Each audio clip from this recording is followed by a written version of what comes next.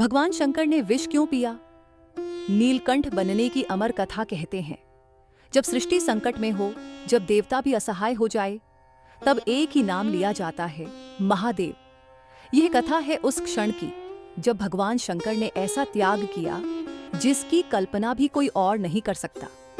समुद्र मंथन की शुरुआत बहुत समय पहले की बात है। देवता और असुर दोनों ही शक्तिहीन हो चुके थे। देवताओं की दिव्यता कम हो रही थी और असुरों का बल बढ़ता जा रहा था। तभी देवगुरु बृहस्पति ने कहा, यदि अमृत मिल जाए तो देवता फिर से अमर और शक्तिशाली बन सकते हैं।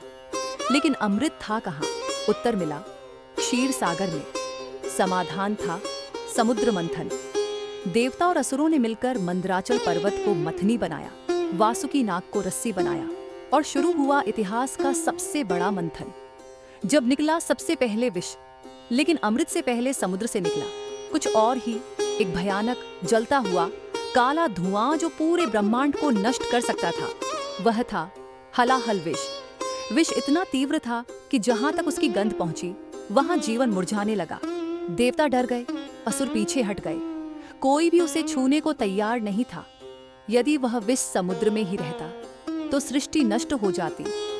सभी की नजरें एक ही दिशा में, तभी सभी ने एक स्वर में कहा, केवल महादेव ही हमें बचा सकते हैं। देवता कैलाश पहुंचे।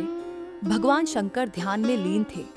उन्होंने आंखें खोली और सब कुछ समझ गए। मां पार्वती की चिंता। मां पार्वती ने हाथ जोड़कर कहा, नाथ, यह विष मृत्यु है।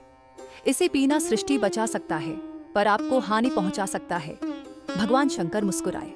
उन्होंने कहा, यदि मेरे कष्ट से संपूर्ण सृष्टि सुरक्षित रहती है तो यह सौदा मुझे स्वीकार है। महादेव का सबसे बड़ा त्याग भगवान शंकर ने वह विष अपने हाथ में लिया। पूरा ब्रह्मांड थम गया। देवता सांस रोके खड़े थे, असुर स्तब्ध थे। और फिर महादेव ने पूरा विष पी लिया, लेकिन उन्होंने उसे अपने कंठ से नीचे नहीं उतरने दिया। विष उनके गले में ही रुक गया। उनका कंठ नीला हो गया। उसी क्षण से भगवान शंकर कहलाए नीलकंठ।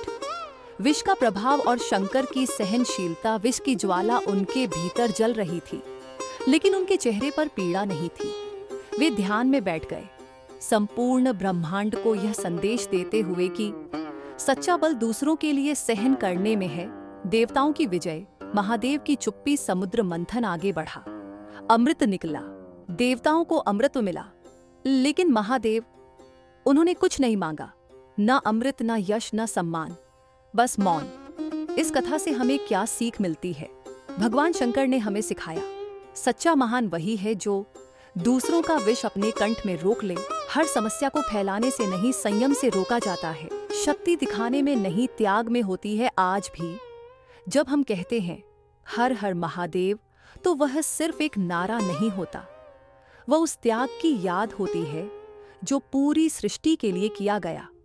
अगर यह कथा आपको छू गई हो तो इसे दूसरों तक जरूर पहुंचाइए। हर हर महादेव।